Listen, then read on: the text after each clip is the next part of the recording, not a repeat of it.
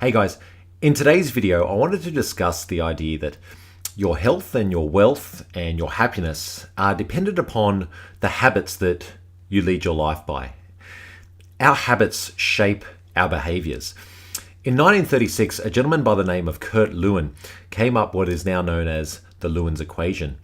And it presented the following statement that behavior is a function of the person in their environment. And so, if you have poor health, if your health and fitness is not where it wants to be, we need to instill and create and build new habits into our life and into our day-to-day activity to achieve better health. If we improve ourselves and adjust the environment to make good habits, those habits will be easier to follow through with and to action. On the other side of that equation, though, is if we don't improve the environment and our situation, habits can be very, very hard to sustain and build upon.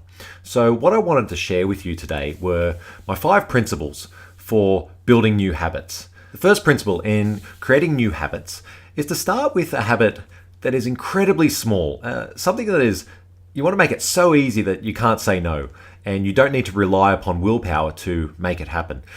Willpower is like a muscle. We can build upon it and increase it and build a bigger tank for us to rely upon and use when the situation is needed.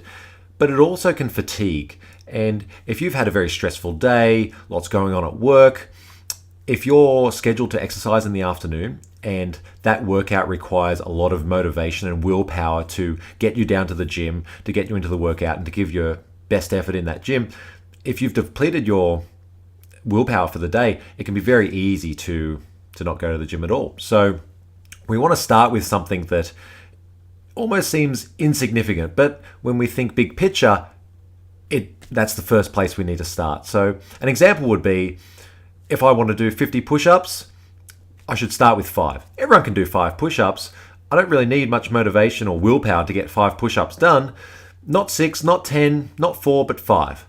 And so I'll start with that to build the new habit. The second principle for developing new habits is to increase the habit in smaller ways. If I'm going to be using the push-up example again, rather than 5 push-ups, I can try for 6 push-ups. Again, not much motivation is required to go from 5 to 6.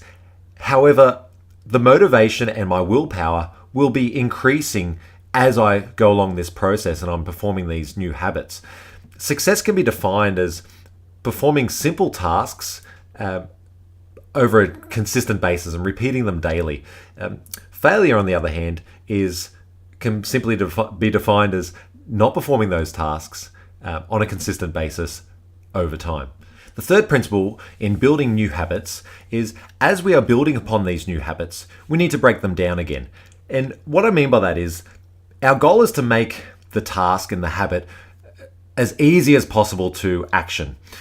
Now, if I'm going to use the push-up example again, rather than 50 push-ups, if I've started to develop some momentum and built some willpower, how about 10 lots of 5 push-ups or 5 lots of 10 push-ups? I'm still achieving the goal, but I'm breaking it down into bite-sized chunks that are easily manageable and very easy to do, still not requiring a whole lot of motivation and willpower. Something as simple as a 1% increase and improvement in ourselves compounded over time can add up really, really quickly. So we want to be keeping our habits as reasonable and as easy to follow as possible. The fourth principle is, when we slip up and when we make mistakes, we need to get back on track as quickly as possible.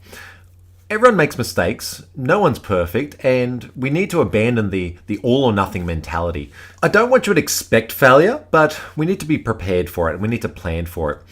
Take note of when you fall off your plan and fall off track. What were the reasons? What were the circumstances which made you fall off track? Note them and develop strategies which will avoid that situation from happening again. The final principle for building new habits is to be patient and stick to a pace which you can sustain. You may have heard the concept that it takes 21 days to form a new habit. New research suggests that That figure is closer to 66 days. But what if I told you it took over 200 days? Is it something you'd still do? Is forming new habits to improve your health or your happiness or your wealth, is 200 days of consistent effort worth it? Only you can answer that question. Forget the time involved. What's important is that you focus on doing the work and being consistent. And so there are the 5 building blocks for developing new habits. Patience is key. If you want to add weight in the gym, you're probably going to have to go slower than you think. We don't have to move mountains and make earth-shattering new habits overnight. If you want to improve your nutrition, start with adding a glass of water to every meal. Do the things that you can sustain. And if you're consistent enough and persistent with it, you will see results. Thanks for watching.